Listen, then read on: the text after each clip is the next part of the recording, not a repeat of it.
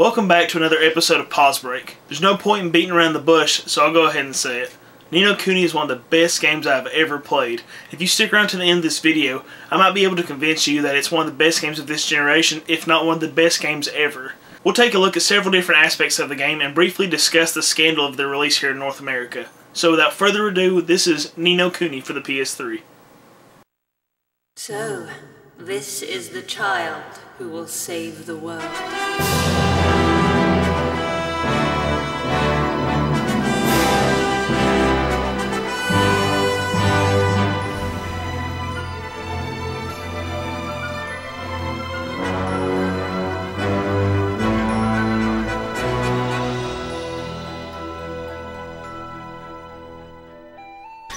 The music of Ni No Kuni is as epic and endearing as the story itself. The Japanese Philharmonic performed the music for the game, and it is simply enchanting. Say cheese! Bring us more! Now leave me alone. Go! Come on, don't go getting all soppy on me. I'm sorry, I couldn't save her. First. The theme is so incredibly epic. Just listen to it.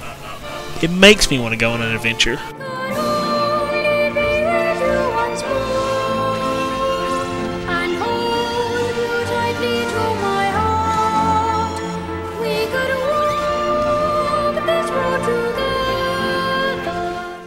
I don't think Oliver's travels could have been scored any differently and felt so powerful. The entire soundtrack is amazing. So this is your world. That's right. The only song that I even remotely started to grow tired of was the normal battle theme. And that was only after I put 85 hours into the game. I'm sure the ending will be engaging. My favorite music in the game, aside from the main theme, is the music from the Pixie City heard here. It fits the mood so incredibly well. It's lighthearted and upbeat, and everyone in the city is smiling ear to ear. It's just awesome. Suffice it to say, the music in Ni No Kuni is magical. Way to knock it out of the park with scoring level 5. Bravo.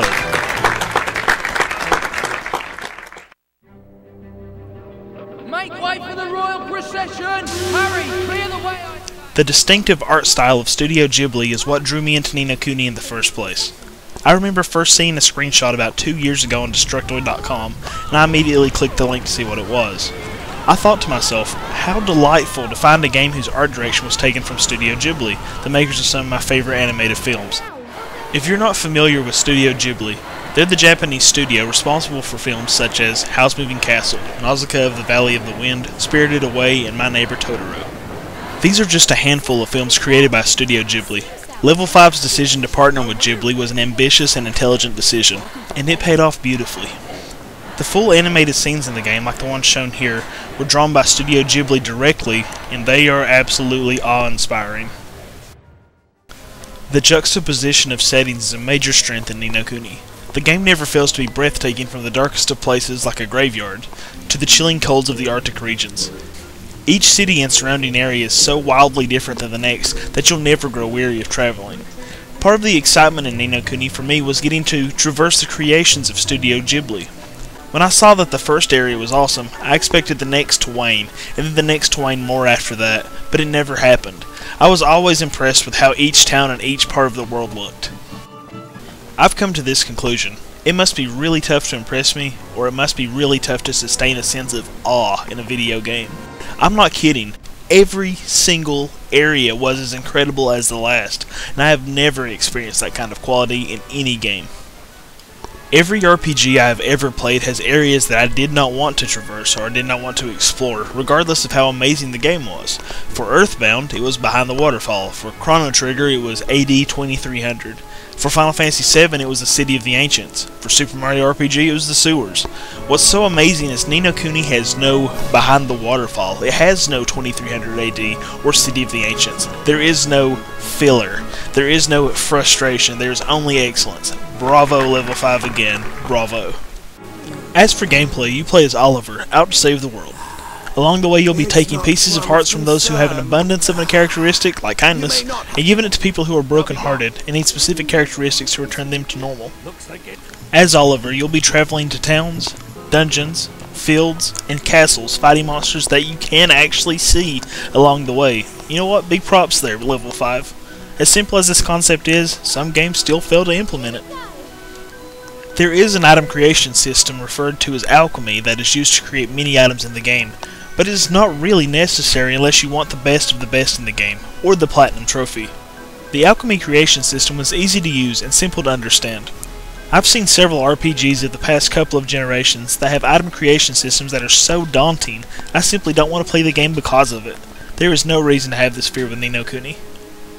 Along the way you'll collect bounty quests, where you'll seek out specific enemies to kill, and merit tasks, where you'll be running favors along the way, which you'll complete to earn permanent bonuses, such as increased experience in battle. The bounties and tasks are addictive to complete, and by no means feel like chores.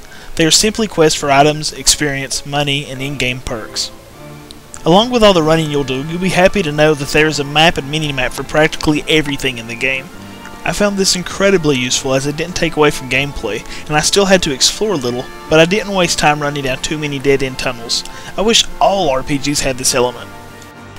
Another thing I'd like to mention is the way the game keeps up with the main questline for you. Any objective you have is clearly marked on the map, and pertinent NPCs show up as glowing blue dots. Also, at the top of the screen there is a bubble that pops up if you stand still long enough to tell you what you should be doing. Since my footage is recorded after the game is over, it simply suggests I enjoy the post-game experience. There are too many RPGs that leave it all up to you. If you have to get gameplay hours out of your players by making them run around and try to figure out what to do, that's a cheap tactic. Ni No Kuni is a solid 35 to 40 hours and tells you exactly what you need to do. Some may think that this is holding the player's hand, but the difficulty of Ni No Kuni comes in the actual battles, gameplay, and puzzles, not in guessing which NPC you need to speak to next. A great deal of the game's dialogue is voiced. Oh yeah? I feel that every character with a speaking part had a voice that perfectly reflected how they looked. I was only wary of Mr. Drippy with his thick accent in the beginning. When I thought I would hate him, I found he grew on me quite a bit. I imagine those that do not have a soft spot for Mr. Drippy didn't play enough of the game to truly understand his character. For the parts of the story that weren't voiced, I could easily hear the voices of the characters while I read the dialogue. I imagine this is no easy task for writers. The script is just as polished as everything else in the game, and again, that is super impressive. Of course, no RPG is complete without a story. Jeez, what a heartstring plucker. The game starts with a terrible happening that I'd rather not spoil for you. Just know that this game buckles you in and immediately takes you on a trip that you won't soon forget. There's twists and turns that not even my soothsaying wife could foresee until late in the game, and she, like the Eye of Sauron, sees everything. I think the greatest compliment I can give an RPG is that the gameplay isn't here to drive the story, and the story isn't here only to drive the gameplay. The game is not compensating for anything in any fashion. The game controls like any other RPG. You simply navigate an avatar around on a map, or through towns, dungeons, etc. The real area that shines is the battle system. You are always in control of something on the battlefield, whether it be your familiar that you currently have fighting for you, or one of your party members. You can start off each battle as any character you have in your party, and can switch easily between characters and their familiars while fighting. Once you enter a battle, you're in a sort of virtual circle that you can roam freely through. This roaming area can be used tactically to avoid attacks from foes or to place yourself at specific distances from enemies. If you want to run away with Oliver and cast spells, you can do that. If you want to pick a familiar that's tough and run in and beat on the enemies in melee combat, you're welcome to do that as well. On the surface, it seems like a simple battle system, but there is a great amount of depth in knowing when to attack, when to hold back, and when to defend, as some enemies will unleash devastating attacks that need to be defended. And all this requires timing. For example, if I chose to make my familiar attack something, it will attack for a set amount of time, getting in as many attacks as possible. If I set my familiar to defend, it will only defend for a specific amount of time. Either of these can be cancelled, but once it is cancelled, it's on cooldown for a little while. Being mindful of when to attack and when to hold back in Ni No Kuni is critical to your success in battle. One of the most important parts in the game is familiars. These are creatures that represent the playable character in battle. The game has hundreds of familiars. Most familiars have a base form that can be evolved twice, once to a medium state and again to branch off into a different state. Most of the last two evolution forms are opposites of each other, but they're usually about equally as effective.